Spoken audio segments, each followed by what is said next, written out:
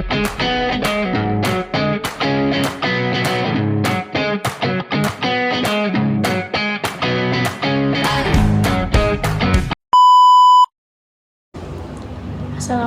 warahmatullahi wabarakatuh. Perkenalkan, saya Jarina Aisyah dari 08-12 dengan NIM 2110112009018. Di sini saya ingin menjelaskan mengenai dampak good corporate governance terhadap kinerja keuangan perusahaan. Apa itu good corporate governance? Good corporate governance atau GCG adalah sistem yang mengatur dan mengendalikan perusahaan agar berjalan secara profesional, transparan, dan akuntabel. Tujuannya untuk melindungi kepentingan seluruh pemangku kepentingan seperti pemegang saham, manajemen, karyawan, hingga masyarakat. Prinsip utama GCG ada 5, yaitu transparansi, akuntabilitas, tanggung jawab, independensi, dan keadilan. GCG membentuk budaya perusahaan yang bersih dan kompeten. Lalu apa hubungannya GCG dengan kinerja keuangan ini? Perusahaan yang menerapkan GCG secara konsisten itu cenderung memiliki laporan keuangan yang lebih akurat. Dia juga bisa meningkatkan efisiensi manajerial dan meningkatkan kepercayaan para investor. Indikator keuangan yang seperti return of equity atau ROE, earning per share atau EPS, dan harga saham itu biasanya lebih baik pada perusahaan dengan tata kelola yang kuat gitu. Contohnya kayak perusahaan yang mulai menerapkan GCG secara menyeluruh mencatat peningkatan laba bersihnya sebesar 25% dalam 1 tahun gitu, sebagai contohnya. Terus manfaat GCG bagi perusahaan, GCG itu tidak meningkatkan reputasi tapi juga kinerja keuangan gitu. Terus kayak beberapa manfaat langsungnya itu kayak meningkatkan kepercayaan investor dan pemegang saham, terus mengurangi risiko korupsi dan penyalahgunaan wewenang, menurunkan biaya modal karena persepsi risiko yang lebih rendah, terus memudahkan akses pendanaan dari pihak eksternal atau kayak para pemegang saham gitu, investor gitu. Terus yang membantu pengambilan keputusan yang lebih objektif juga dan lebih terukur untuk para investor gitu. GCG ini sama dengan kayak kredibilitas bagi perusahaan. Dia juga bisa dibilang kayak nilai perusahaan gitu. Dia bisa meningkatkan nilai perusahaan sedikit gitu di mata masyarakat. Terus risiko apabila kayak GCG-nya diabaikan itu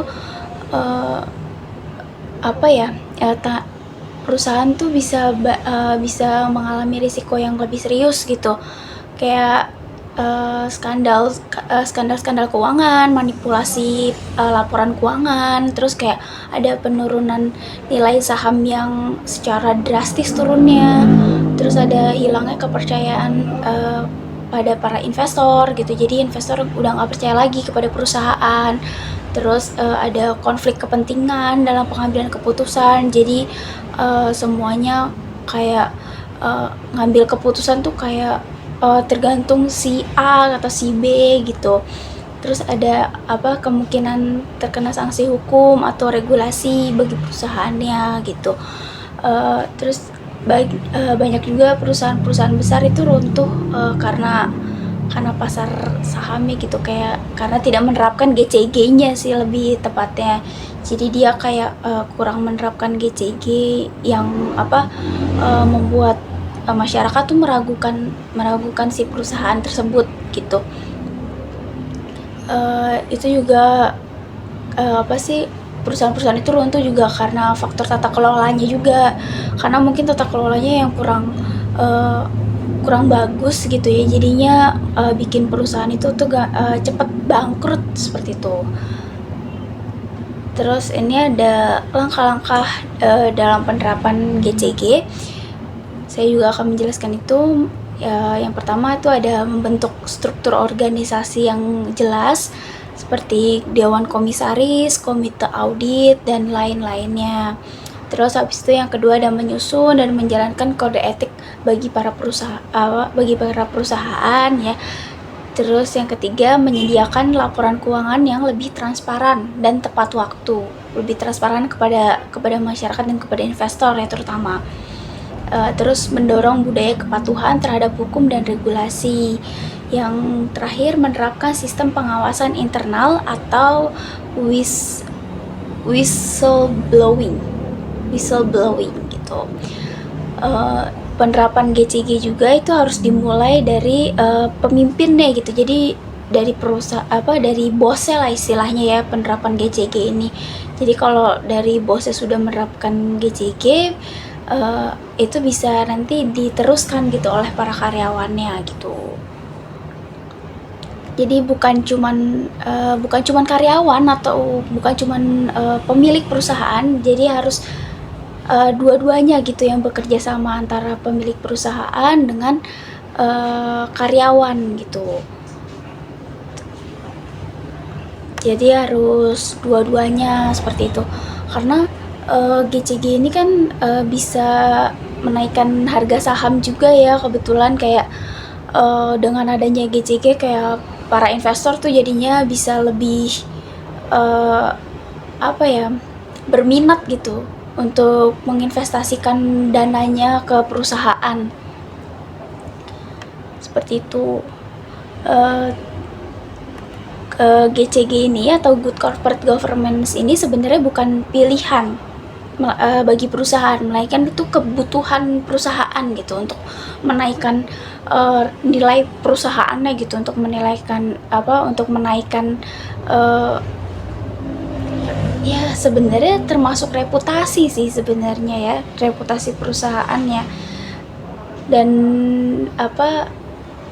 kepercayaan investor sih. Dia itu sebenarnya bagian dari kebutuhan si perusahaan itu. Terus dengan GCG ini tuh perusahaan bisa menjadi lebih sehat gitu secara finansialnya dan bisa lebih dipercaya oleh pasar dan masyarakat, dan lebih tahan terhadap krisis ekonomi gitu. Terus di sini kinerja keuangan jangka panjang dibangun itu dari kejujuran, integritas, dan sistem yang kuat. Jadi tanpa adanya kejujuran, integritas, dan sistem yang kuat itu GCG sih bisa, saya rasa tidak akan berjalan gitu. Jadi untuk GCG ini mari bangun bersama masa depan perusahaan yang lebih berlanjut gitu. Dimulainya dari tata kelola yang lebih baik dari hari ke hari bagi perusahaannya. Baik, terima kasih sebelumnya. Wassalamualaikum warahmatullahi wabarakatuh.